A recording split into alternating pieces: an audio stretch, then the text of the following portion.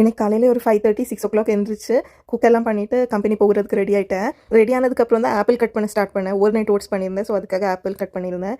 லஞ்சுக்காக கடலைக்கறி அப்புறம் சம்மந்தி பொடி இதெல்லாம் தான் பண்ணியிருந்தேன். பிரேக்ஃபாஸ்ட்டுக்காக ஓவர் நைட் ஓட்ஸ் பண்ணியிருந்தேன். என்னோடய ரூம்மேட்காக சப்பாத்தியும் மொட்டை புஜ்ஜியும் பண்ணேன். சப்பாத்தி ரெடிமேட் சப்பாத்தி தான். அவங்களுக்கு உடம்பு சரியில்லைன்னு சொன்னாங்க, அதான் நான் பண்ணி கொடுத்துட்டு போனேன். இதெல்லாம் ரெடி பண்ணி பேக் பண்ணவே நல்ல டைம் ஆயிடுச்சு. ஸோ கேப் வர டைம் ஆயிடுச்சுன்னு கீழே வந்து உட்காந்துட்டேன். கீழே வந்து பார்த்தா இவங்க 2 பேரும் என் பக்கத்தில் வந்து உட்காந்துட்டாங்க. கேபும் வந்துருச்சு. ஆஸ் யூஷுவல் நான் கேப்லேயே சாப்பிட்டேன். இது ஒரு ருட்டீன் மாதிரி ஆயிடுச்சு. Maximum of the time breakfast நான் கேபில் தான் சாப்பிட்றேன்.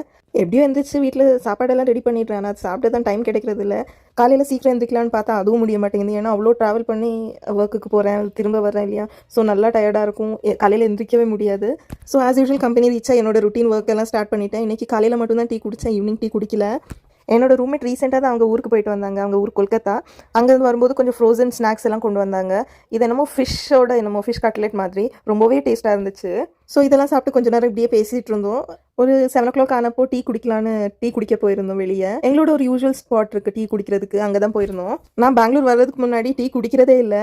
இங்கே தான் நைட்டெல்லாம் டீ குடிக்க போய் இந்த கிளைமேட்டுக்கும் டீக்கும் ரொம்ப பிடிச்சி போச்சு. டீ குடிச்சிட்டு அப்படியே வீட்டுக்கு போயிட்டோம். இன்னைக்கு கீழ் வீட்டில் அவங்க குழந்தையோட பர்த்டே. ஸோ அவங்க கேக்கும் கொஞ்சம் மிக்சரும் தந்திருந்தாங்க. இன்னைக்கு என்னமோ ரைஸும் சாம்பாரும் சாப்பிடணும்னு ரொம்பவே கிரேவிங்ஸாக இருந்துச்சு. ஸோ நான் சாம்பார் ட்ரை பண்ணேன் ஃபர்ஸ்ட் டைம் தான். ஆனால் சாம்பார் கொஞ்சம் நல்லாவே திக்காயிருச்சு. ஆனால் டேஸ்ட் சாம்பார் மாதிரி இருந்துச்சு. ஸோ ரைஸ் கூட சாம்பாரும் மிக்ஸ் பண்ணி மொட்டையும் பொரிச்சு சாப்பிட்டேன்.